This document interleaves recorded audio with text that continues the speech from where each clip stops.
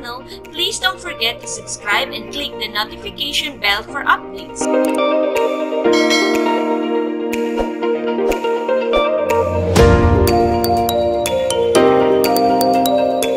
Magandang araw sa ating mga bata sa ikalimang baitan sa edukasyon sa pagpapakatao.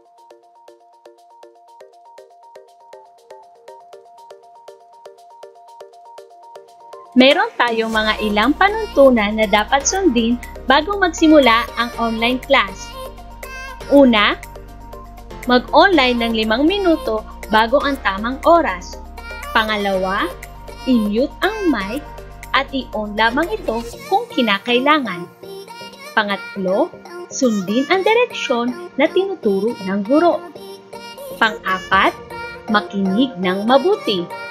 Pang-lima, pindutin ang wave ng kamay sa emoji kung may nais sabihin.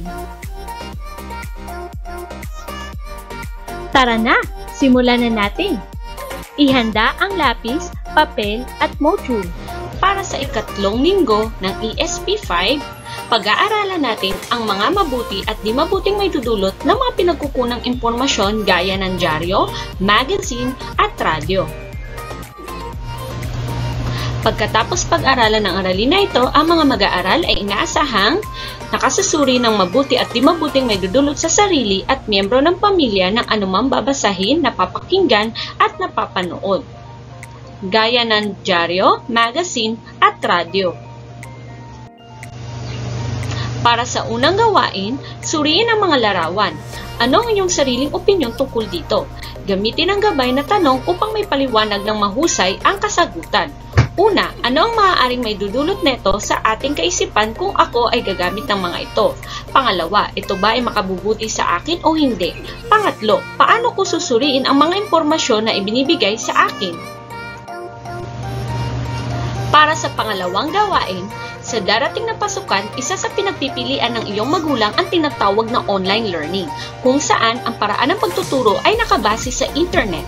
Ngunit may mga lugar sa Pilipinas na radyo lamang ang tanging naabot ng signal. Sa makatuwid, ang radyo ang tanging paraan upang makasunod ang ibang mag-aaral sa pag-aaral.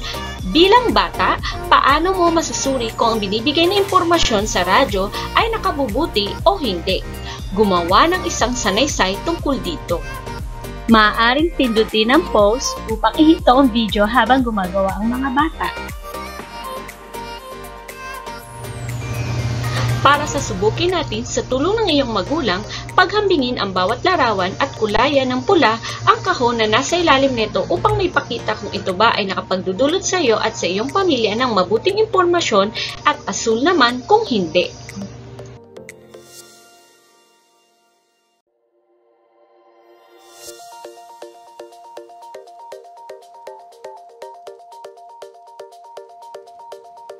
Magaling! Para sa balikan natin, hanapin ang mga salitang nakatala sa ibaba sa loob ng kahon. Pagkatapos mo hanapin, isulat ang inyong idea kung bakit ang bagay na ito ay nakapagdudulot ng mabuti sa iyo at sa iyong pamilya. Isulat ang iyong sagot sa bilog na nakalaan. Maaaring pindutin ang pause upang ihinto ang video habang gumagawa ang mga bata. Kasama ang kasapi ng pamilya, makinig ng balita mula sa radyo, magbasa ng balita mula sa dyaryo o magazine. Talakayan ng pagkatapos ang tungkol sa impormasyon na narinig o nabasa. Gamitin ang mga tanong bilang gabay sa talakayan. Isulat ang iyong sagot sa patlang upang may pakita kung ito ba ay nakapagdudulot ng mabuti o hindi sa iyo at sa iyong pamilya. Tuklasin natin. Sagutin ang sumusunod na tanong. Tungkol saan ang narinig o nabasang impormasyon? Ano ang buod ng impormasyon na narinig o nabasa? Nakabuti ba sa iyo bilang bata na nasa ikalimang baitang ang narinig o nabasang impormasyon? Paano mo masusuri kung ito ay nakadulot ng mabuti sa iyo at sa iyong pamilya? Kung ikaw ay papipiliin, alin ang pinakamabisang paraan ng pagbibigay ng impormasyon sa iyo? Ito ba ay radyo, magazine o dyaryo? Pagyamanin natin. Isulat sa mga kahon ang mga balitang iyong napakinggan sa radyo o nabasa sa isang pahayagan o dyaryo. Ikategorya ito sa magandang balita o positibong mga pangyayari o mapanghamong balita, pangyayaring may karahasan, droga at sexual. Mga katanungan. Una, ano-ano ang mga balitang napakinggan o nabasa ang masasabi mong magandang balita, mapaghamon o negatibong balita? Pangalawa, paano mo nasabi ang mga ito ay maganda o negatibong balita? Tandaan natin, balikan ang tula sa tuklasin natin, aling taludtod ng tula ang nagbigay sa iyo ng higit na pansin. Isulat ito sa kahon at iguhit sa bilog ang nais mong ibigay kahulugan tungkol sa taludtod.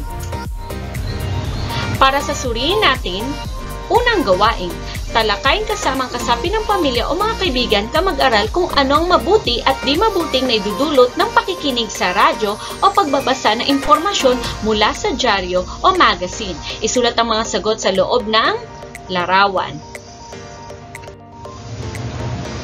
Para sa pangalawang gawain, maaari din panoorin sa YouTube ang site sa ibaba upang maintindihan ang tungkol sa dyaryo o pahayagan. Gamitin ang mga gabay sa tanong upang makabuo ng isang concept map. At ito ang mga gabay sa tanong. Una, ano ang pamagat ng video? Tungkol saan ang video? Number 2, ano ang buod ng video? Number 3, bilang bata, paano masusuri kung nakadudulot ng mabuti o di mabuti ang mga nababasa sa dyaryo o pahayagan? Maaaring pindutin ang pause upang ihinto ang video habang gumagawa ang mga bata. Para sa tayahin natin, iguhit ang thumbs up kung ang pangungusap ay nagsasaad ng mabuting naidudulot sa iyo at sa iyong pamilya ang pakikinig sa radyo o pagbabasa mula sa dyaryo o magazine. At thumbs down naman kung kabaliktaran. Para sa gawin natin, gumawa ng isang dula-dulaan tungkol sa pagbabalita sa radyo. Yayain ang mga kaibigan o kasapi ng pamilya upang makagawa ng proyektong ito. Maaring kunan ng video ang pagbabalita upang may pakita sa virtual class.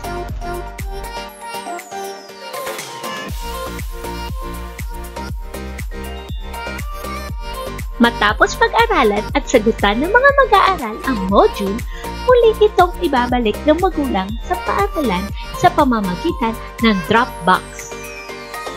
Sundin ang nakatakdang oras ng pagkuha at pagbalik ng module. Sa pagtatapos ng ating aralin, naway marami kayong natutunan sa ating leksyon. Palakpakan at batiin ninyo ang inyong mga sarili sapagkat natapos ninyo isagawa ang aralin ito. Mag-aral ng mabuti hanggang sa susunod nating pagkikita. Paalam!